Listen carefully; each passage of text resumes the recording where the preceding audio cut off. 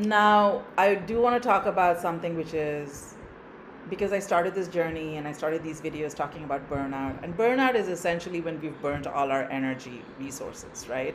We're running on fumes and we've been doing that way too long. Hi, I'm Deepta. I am a holistic, integrative, creative arts therapist.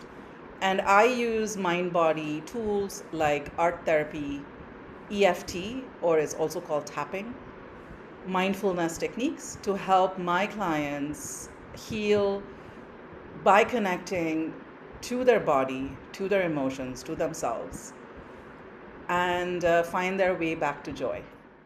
Because our nervous system tends to get overwhelmed quickly, right? It's almost like imagine a Ferrari car with just a little nudge on the accelerator can go from 0 to 100 very quickly, right?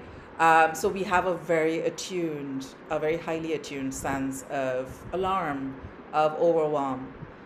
We need to now bring our nervous system to calm, rest, and relax just as frequently. So, intentionally having those breaks in the day. These don't need to be very long. I'm going to tell you this: a few seconds, a few moments, a few minutes, a few deep breaths with your eyes closed might be all that you need, or your favorite essential oil or a scent can really shift you back into a calm, more peaceful state very quickly. It doesn't take too much time. You just need to intentionally set that time, take a break every few hours to maybe move around, to listen to your favorite song, make sure that song is making you calm and not stimulating you even more. Smell, eat something, drink your favorite beverage, something like that. Make these lovely little breaks through the day for yourself so that your battery never dips below a certain threshold. And if it does go there, you're checking in through the day and you're now intentionally doing something to bring it back up. So, all of these mindfulness practices, taking a break, taking a walk, staring at a tree, drawing, all of this, what it does, it charges up our battery, right? While many things during the day will bring our battery down, and that's okay. We just need to remember to charge it back up. Just like we use our laptop, when the battery is going down, we don't judge it. We don't expect it to operate beyond capacity. How is it that we don't have the same expectation for ourselves? We have capacity, and we need to make sure that we're charging ourselves up, right? So that is making sure you're taking intentional breaks through the day. And this leads up to the next one, which is you need to protect your energy.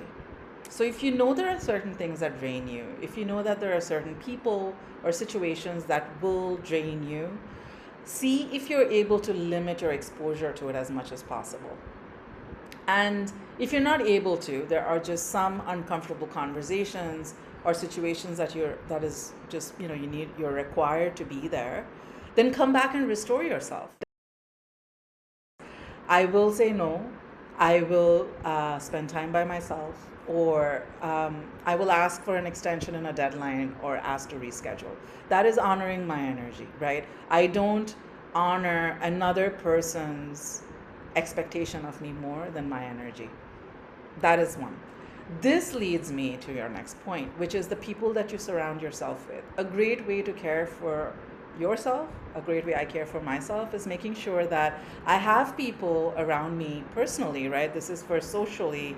I have at least a few people who let me just be. They extend grace when they know that, no, I'm not going to come at 9 p.m. and have dinner with them. It's too late. I need to be in bed. So I have friends. I've been very lucky. So making sure that at least one or two people in your life understand you, get you, honor you, and are still loving and want to stay in contact, right? Like maintain that bond with you. That is one. Find your community, find your people. And for people who have an intention to love you and don't know how to do that, by you learning your own needs, you can now let them know, right? So that comes full circle. Your self-knowledge helps people around you also learn how to care for you. And finally, work. My journey started with burnout, right? And HSP came into my life as a trait that's going to help me guide how I'm going to now work and be in this world. And I would say that finding roles and companies or organizations and teams, and especially bosses, if you have that kind of a hierarchy, um, who value your gifts, who value the need for an empathetic person, who value a deep thinker, a problem solver, a creative person, and who are able to now also understand that these gifts come with these requirements, which is cannot have too many urgent deadlines, need to have some space for myself, need work from home, or need a calming office space, cannot be open layout, right? Cannot work with 15 people at my table, things like that. So finding your work situation, whether that's role, sector, style of working, literally like the physical space, all of that matters. Again, we don't have too much control over these things most of the time. So I'm going to go back to the previous one, which I said, which is protect your energy, restore. If you know that you're not going to get too much work from home, then charge your battery up before going to work. Continue charging your battery through the day, and then come back home and charge your battery again. So this is how I would say we can get better and better at taking care of ourselves.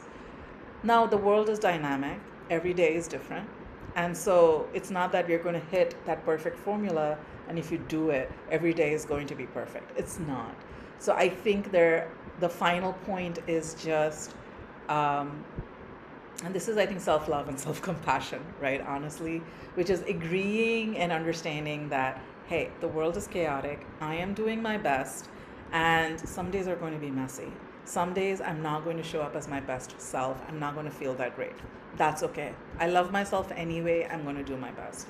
And that's it. I think it is extending softness and grace. If you feel like you've been struggling here, and if you feel like you need more videos that could support you, drop your comments, subscribe. I'm going to be bringing up more videos on some of the tools. So as I told you, I use art therapy, I use mindfulness techniques. One of my favorite tools that I use to manage my emotions is something called EFT, Emotional Freedom Technique. And I'm super excited to actually bring it to all of you. We have a few things planned. If you're an Instagram person, follow me on Instagram. We're going to be announcing our newsletter, our challenges, where we're going to be sending prompts to people to get them familiar with some of these tools, and for all of you to try it on your own. So my style is almost like buffet, right? We're going to give you just a spread of different kinds of tools and modalities. You're going to go and do a tasting, and you're going to now see what works for you and what doesn't. And you're going to let me know, hopefully, because I get excited to hear about what's been working and also what's not been working, because that helps me now go deeper and do the research and see, now how could this be fine-tuned? How can this be adapted to your setting? So ask your questions, share what's been helpful, and thank you for watching this video.